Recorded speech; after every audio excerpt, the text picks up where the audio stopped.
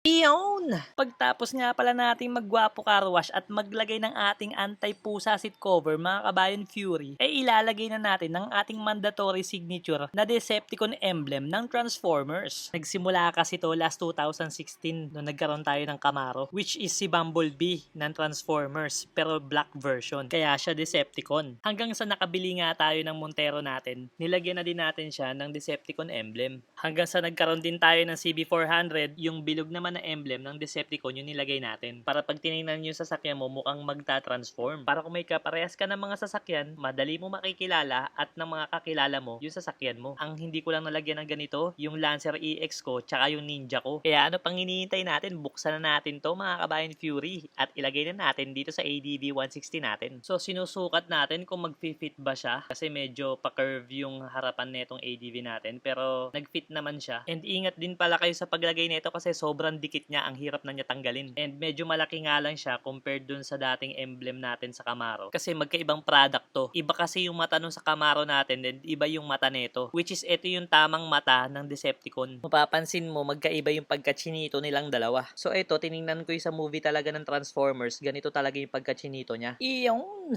Bumagay naman mga kabayan Fury. Lalo na sa personal, saktong-sakto siya tingnan. At mas sasakto pa to pag nagpalit na tayo ng sporty na visor or windshield. So ito naman yung next emblem na ilalagay natin sa gilid niya. Bilog naman mga kabayan Fury. Dito natin yan itatapat sa baba ng Honda natin na emblem para may resemblance siya dun sa Camaro natin. All stock lang muna yung gagawin natin dito sa motor natin. Wala tayong masyadong ilalagay muna na accessories. More on aesthetic lang muna. Yung mga susunod yun na makikita sa mga vlog natin na accessories hindi naman masyadong mga mabibigat yung ilalagay natin. Kumbaga pang dagdag forma lang. Pagsasawaan lang muna natin tong all stock pero soon ipapa all black natin to. Tapos saka tayo maglalagay ng mga pangdiinan. So yun! Check out mo na yan mga kabayan Fury. Click mo na yung link sa baba at Yellow Basket. Let's go!